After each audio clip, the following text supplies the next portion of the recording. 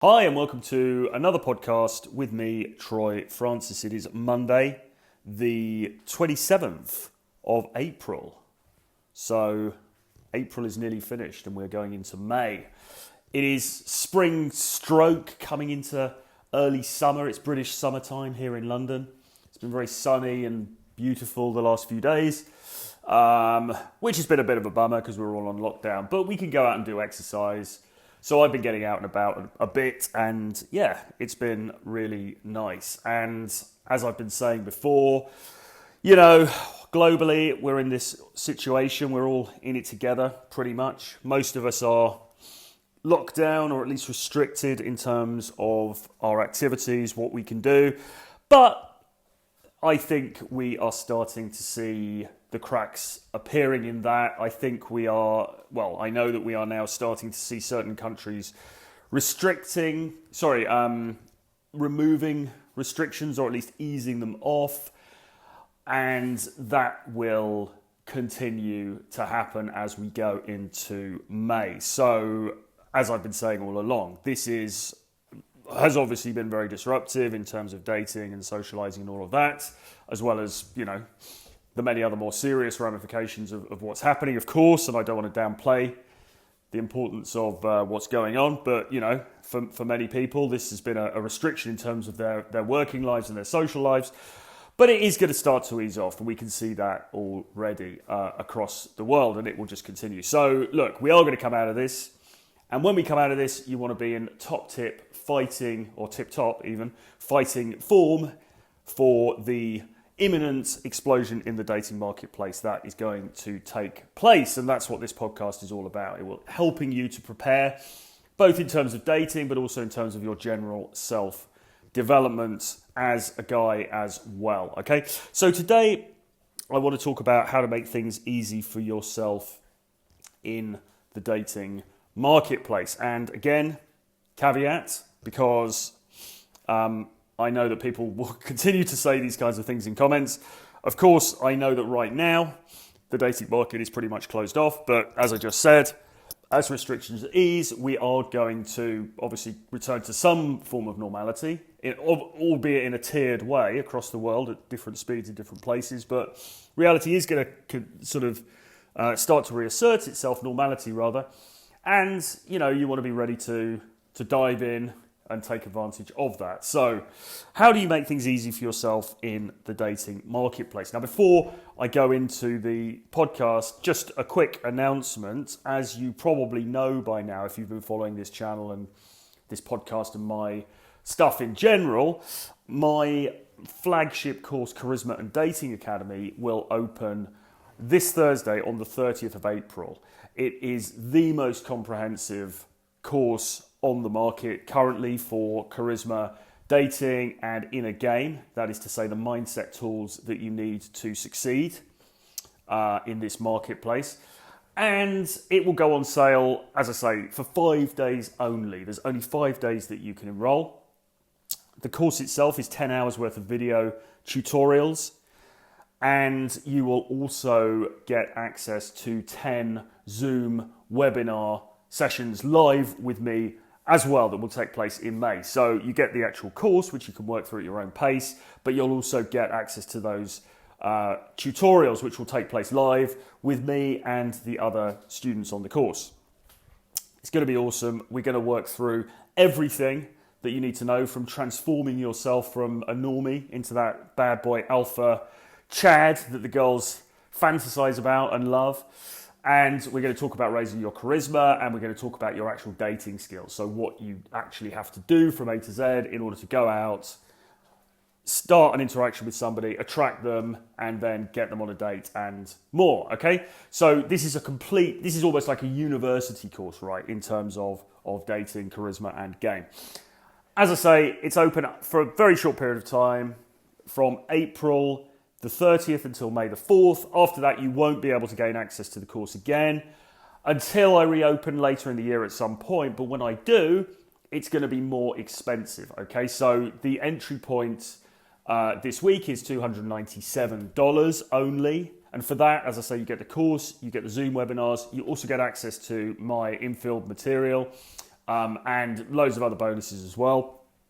But when I reopen again later in the year, it is going to be more expensive. So you want to get in now while it's at that low price, okay? Anyway, we'll talk a bit more about that later on, but that's the sort of the upsell for today, if you like. There's an email address below, or rather there's an email sign up link below. So do sign up to my daily email, because you get a free article from me every day, and there'll be more information on this going out on that. Right, so with that in mind, getting back to the topic, making things easy for yourself in dating. Okay, so look, as I've said many times, as you're aware, the dating marketplace today in 2020, in April, going into May, is very difficult. Not just because of lockdown, putting lockdown to one side, it's very difficult anyway. Why? Because of global competition, because there is a global dating marketplace, and suddenly the competition is not just between you and the guys in your local town or village or city or whatever, which is, potentially considerable enough as it is. The competition that you're faced with is pretty much every guy on the planet, or every guy on the planet who has access to Instagram and Tinder and whatever other dating or social media apps the girls that you're interested in are on. So all of a sudden, it's not just a case of, you've got to be better than the guys in the local town. Now you've got to be better than everyone else on the planet to stand a chance. I mean, I'm being slightly melodramatic there because, of course, there is leeway here, and not every girl is going to receive a DM from some guy in Monaco and immediately drop everything and go over and start a new life on his yacht. I mean, that doesn't happen all the time. It probably happens fairly rarely, to be honest. But excuse me. Drink of water. But it's possible. This is the thing, and so because it's possible, it inflates the sexual marketplace. It gives women a very palpable sense that they have options, and that they have options that are, actually quite good when you look at it, on paper. That actually the kinds of guys out there who would potentially want to spend time with them, want to date them or whatever, are actually really high tier, high caliber guys. Why is that the case? Well, look, I mean, most guys, even top guys, will date down a little bit from time to time. If you are say you're a male 9, right? You would probably, you see a cute girl who subjectively is about 7, and you see her on Instagram, but she looks kind of cute in some of her pictures and things, you would probably entertain the idea of being with her briefly or for a period, for a few dates if the opportunity came along and it wasn't too much hassle.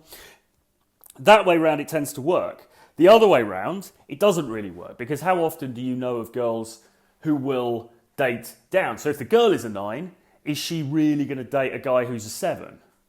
Probably not, right?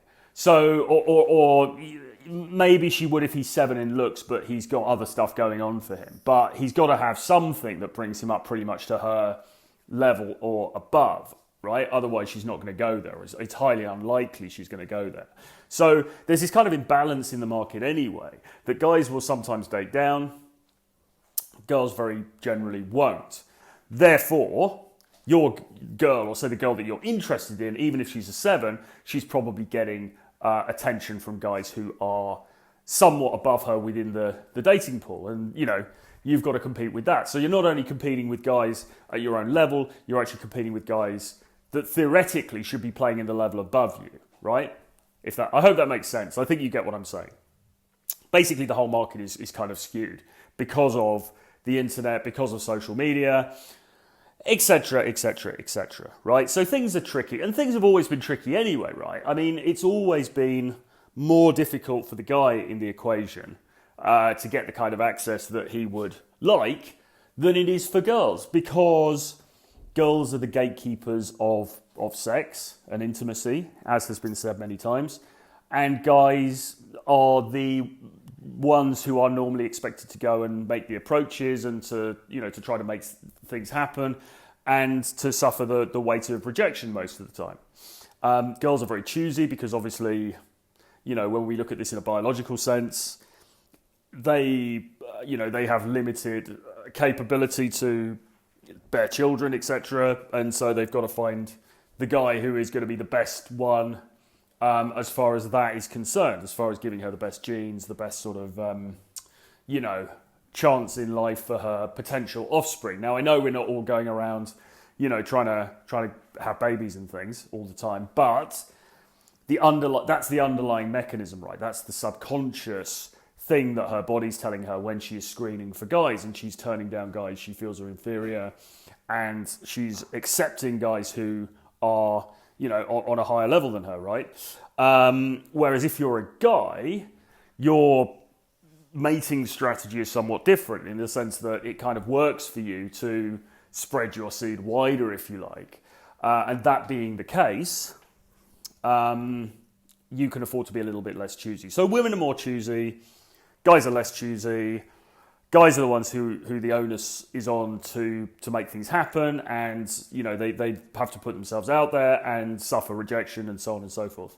Of course, women get rejected as well, right? I'm not sort of saying that doesn't happen, but in general, it's the guy.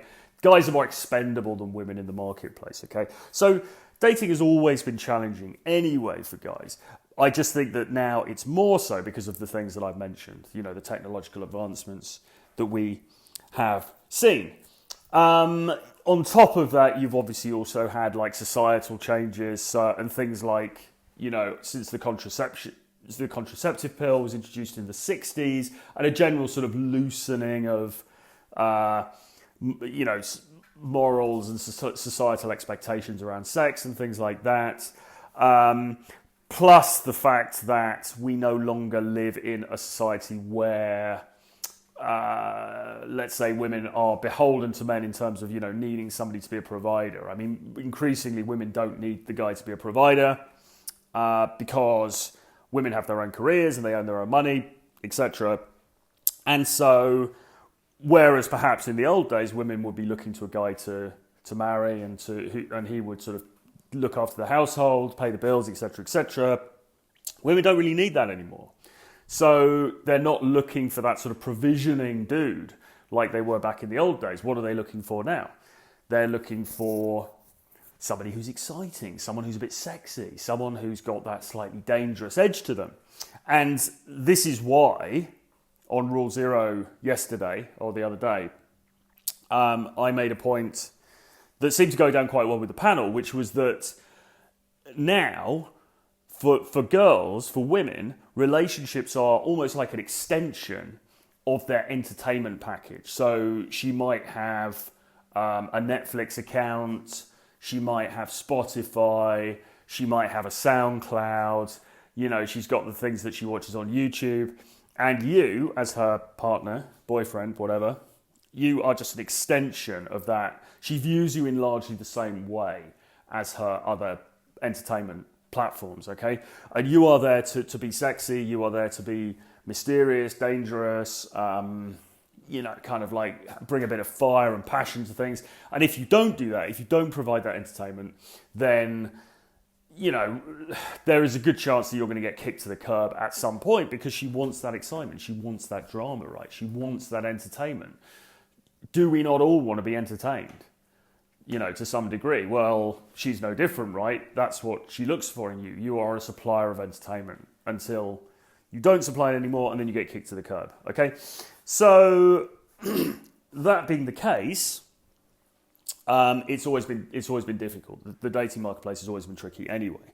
So what then happened as a way to counter this? Well, what happened was the study of what was called game or dating dynamics, as I prefer to call it, which is this whole field of, well, how do I act? What behaviours do I need to take on in order to stand out more in this marketplace? What things do I need to do to be more successful with girls and guys? And again, this is partly been fueled very much by the internet and by the connectivity of the internet and the anonymity of the internet as well, it should be said. guys would club together to come up with strategies and ideas and formulations for how best to act, how best to portray themselves in order to get enhanced access in the dating marketplace. And, I need hardly mention all of the people who have been involved with that. I mean, you know them all, but obviously The Game by Neil Strauss was a seminal part of this process. Many, many other people have contributed towards this field of knowledge, if you like. And so Game was the solution, or if not the solution, at least it was an attempt to find a solution to the imbalances that were perceived by guys within the marketplace. Okay, so the idea, for example, of being cocky funny, which is an old school idea, which is to be, as it says, a little bit funny, a little bit cocky, a little bit arrogant, but amusing when you present yourself to a potential girlfriend or partner. That idea, as just one example, came about because it was recognized that you have to be a little bit, you can't just be this meek and mild, nice guy anymore and hope to get access within the market, because the market is no longer looking for that nice, stable, sensible provider. The market is now looking, what's the word? The market now rewards guys who present as slightly cocky, arrogant, jerk type assholes, right? So that example of Game, if you like, was created in this ongoing attempt to sort of rebalance things, in this ongoing attempt to sort of make even things out, if you like, in terms of the market. So the solution to all of this before was simply to learn Game. It was simply to, buy this book, buy my course, buy these 6 ebooks, and they will teach you everything you need to know about this secret hidden art. And if you just do all these things, then you will become a player. You will become somebody who is adept within dating dynamics, and you will get lots of women interested in you, and you'll be very successful, and it'll all be great. Okay? So that was the solution. Excuse me, I'm just going to drink some water. And it's worked pretty well for quite a long time. Okay? That solution of learning techniques, of learning, I don't want to say tricks, but you know what I mean, of learning strategies, techniques, tools, and so on and so forth, has worked and continues to work pretty well, okay? And the study of this area in general will behoove you. It will put you in a good place as far as getting girls is concerned, right? Learn the stuff, learn the routines, learn the lines, learn the methodologies, and you're going to be in a good place.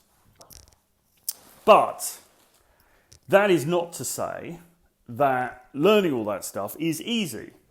I mean, it's not difficult, it's not complicated, it's not like learning ancient Greek or something like that. It's relatively easy, it's quite enjoyable, it's, whatever. But it's not necessarily easy.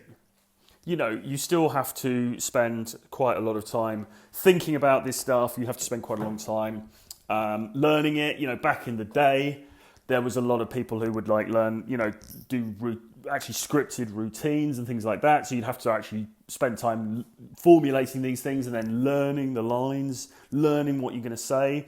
Almost like an actor would have to learn the lines from a play before appearing on stage.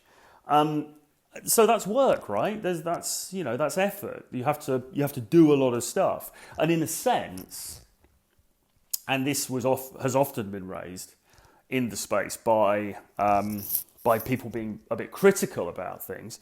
People say, well, hang on a minute, on the one hand, you're preaching that you should be outcome independent and you shouldn't be overly concerned with what women think about you. You should be a self-actualized man, etc., etc. And yet, you're also spending all this time learning all of this stuff in order to in quotes, get better with women. Well, surely that's a contradiction. And yes, it is a contradiction, right? Because absolutely, I mean, if you are the natural, if you are the alpha Chad, if you are the bad boy at school who, was in the soccer team and got all the best girls and everything, those people don't spend a long time learning all this stuff. They don't spend a long time on the internet or reading posts or reading ebooks and things like that. It just comes naturally to them. They just do it, right? And they don't, they've got a ZFG attitude. They don't care. They just, barrel through life, doing what they want to do, and the female attention comes naturally. And that kind of is how it should be, isn't it? That's how things should be. But for some people, because of their upbringing or the way that they've come to adulthood, they just find it more difficult. They don't have that natural sort of flair for this stuff, and so they have to learn some of these techniques and things like that. But as I say, it's not necessarily easy, right? So if that's not easy, what is there that you can do instead? Is there an easier way to get where you want to be than having to learn and memorize and, practice and all this kind of stuff? And the answer is yes, there is. But it's not quite as straightforward as it sounds. But the answer is yes, there is an easier way. So, and here's something I just formulated now. Instead of learning game, what you need to do is simply be game. Okay? So you don't learn game, you simply be game. You simply become game. It's a little bit like that thing that Jay-Z said when he said, I'm not a businessman, I'm a businessman. Okay? Rather equivalent to that, instead of trying to learn a bunch of tools, instead of trying to learn a bunch of techniques, you simply become the thing that is desirable in its own right. You simply become the natural. You become the alpha chat. Tyler from RSD actually said something very interesting in a video once. And it was, he said, I've spent all of this time learning all of this stuff, thinking about all of this stuff, documenting all of this stuff. And really, all I've ever done is just become the bad boy, is just become the jerk from high school, right? And remember that Tyler is an articulate and intelligent guy. He went to a top law school, etc., etc.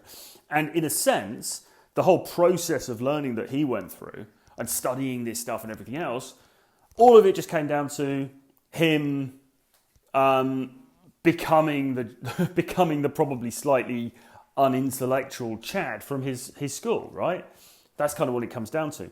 So you go through this process and you spend all this time thinking about this stuff, but in the end, the best way to win is just to become that guy, right? And I'm putting that guy in quotation marks. That guy who is uninhibited. That guy who gets all the girls. That guy who doesn't have to think about what to say. That guy who just walks into the bar and starts messing around and does what the hell he wants and he draws attention to himself. You want to become that guy. That is easier than pretending. That is easier than having to sort of put on a fake persona. That is easier than having to, do all of this stuff, watch all of these videos, memorize all of these codes and these lines and so on. Okay?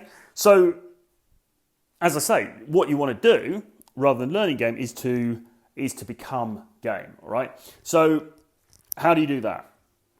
Well, when I look at my own life, okay, I instinctively started to do this at around the age of 20, right? So prior to the age of 20, when I was in my teens and so on, I was terrible socially. I was terrible with girls.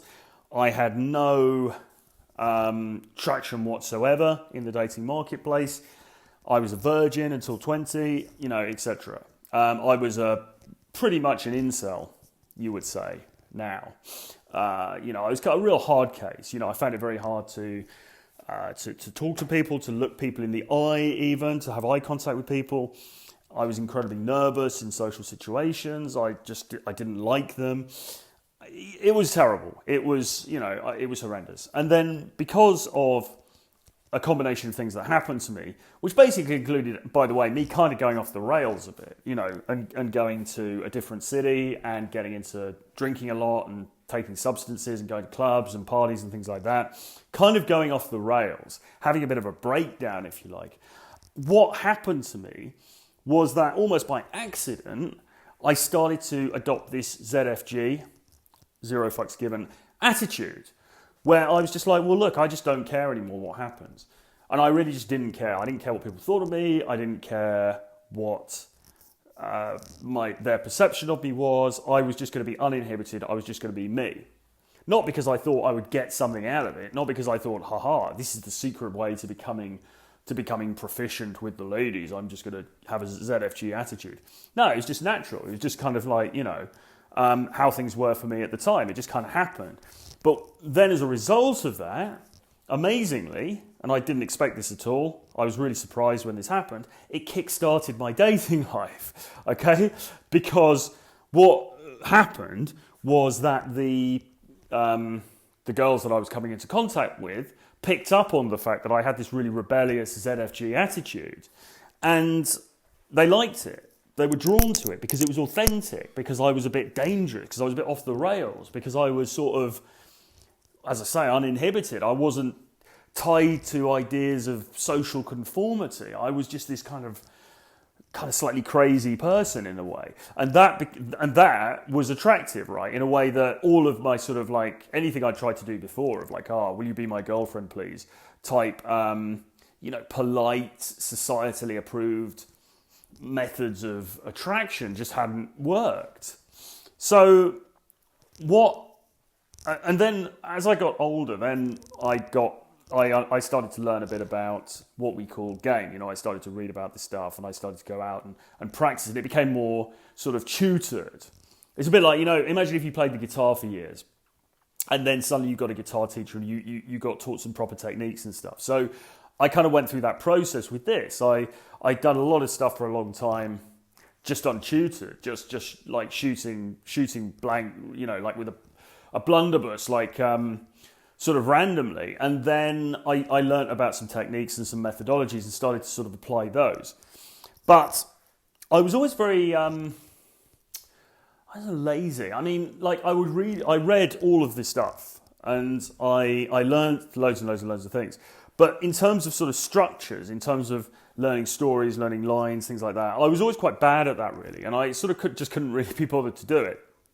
So in the end, my game was very natural. Even when I learned about this stuff, I would sort of go out and I would apply basic structures to what I was doing, but I would still be myself. I would still be very natural.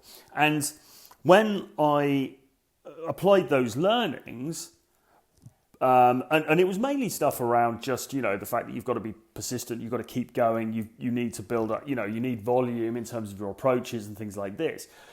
Once I started to understand this stuff, I just went for it. And it was the game structure plus my natural uninhibitedness together was like setting fire to Tinder. Suddenly it was like an explosion. And my dating life just went off the charts. It was crazy, okay? So this is what I teach you in the Charisma and Dating Academy. Because I see a lot of people out there who teach self-development type stuff, and they teach being a better man, and they teach, how to sort of transcend yourself and become this, amazing figure, etc., etc. And then I see other people who are teaching game pickup stuff. Say this, do that. Wait 2 hours until you send a text. Your text messages should be 3 lines long. You should use these emoticons, blah, blah, blah.